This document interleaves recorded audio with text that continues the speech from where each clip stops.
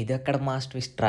అస్సలు ఎక్స్‌పెక్ట్ చేయలేదు. Wild card entries గురించి మేబీ బీబీ హిస్టరీలో ఫస్ట్ టైమ్ ముందుగానే రివీల్ చేస్తున్నారు. నేనసలు ఎక్స్‌పెక్ట్ చేయలేదు ఇటువంటి ఒక ట్విస్ట్ పెడతారని చెప్పనేసి. టోటల్ 12 వైల్డ్ కార్డ్స్ రాబోతున్నారు అని చెప్పనేసి బిగ్ బాస్ అయితే చెప్పారండి. కానీ మీరు గమనించాల్సిందేంటంటే ఆల్రెడీ 14 కంటెస్టెంట్స్ వచ్చేసారు 7 పెయిర్స్‌గా.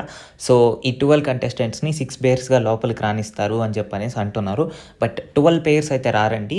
బిగ్ బాస్ గారు చెప్పినట్లు టాస్క్స్ అయితే ఉంటాయి. 12 టాస్క్స్ ఉంటాయి. సో, ఒక్కొక్క టాస్క్ గెలుస్తూ వస్తే ఒక్కొక్క వైల్డ్ కార్డ్ ఎంట్రీని అయితే ఆపుతూ రావచ్చు. Maximum 7 or 8 wild card entries వచ్చే అవకాశం ఉంది. సో, ఆల్రెడీ టాస్క్స్ అయితే జరుగుతూనే ఉన్నాయి ఒక పక్క.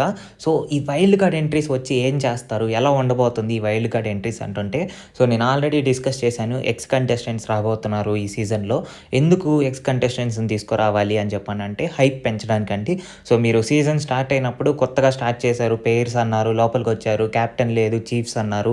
సో, ఇదంతా కొత్తగా స్టార్ట్ చేశారు. సీజన్ ఎక్కడికో వెళ్ళిపోయిద్ది టీఆర్‌పీ అది ఇది అనేసి అనుకున్నారు. బట్ అనూహ్యంగా అంత హైప్ అయితే క్రియేట్ అవ్వలేదు. సో, ఓల్డ్ కంటెస్టెంట్స్‌ని తీసుకొస్తే ఆల్రెడీ ఫ్యాన్ బేస్ ఉంటది కాబట్టి బయట ఉండే వాళ్ళకి ఓకే. చాలా ఇంట్రెస్టింగ్‌గా మారిద్ది. ఏంటంటే పాత కంటెస్టెంట్స్ రాబోతున్నారు. వాళ్ళ కోసమైనా సీజన్ చూసే అవకాశం ఉంటది.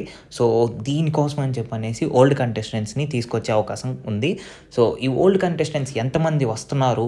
వాళ్ళని వాళ్ళు కూడా విజేతలు అవుతారా అని చెప్పనేసి ఇంతవరకు క్లారిటీ అయితే ఇవ్వలేదు. కానీ స్టార్టింగ్‌లో వచ్చిన న్యూస్ ప్రకారం ప్రతి ఒక్క గేమ్ వీళ్ళు 12 టాస్క్స్ గెలవాలి. గెలిస్తేనే వైల్డ్ కార్డ్ ఎంట్రీస్‌ని ఆపుతారు. లేదంటే వాళ్ళకి బయట ఆల్రెడీ ఫ్యాన్ బేస్ ఉంది కాబట్టి ఎక్కడికో వెళ్ళిపోతారు. సో, మరిన్ని బిగ్ బాస్ అప్డేట్స్ కోసం మన ఛానల్‌ని సబ్స్క్రైబ్ చేసుకోండి.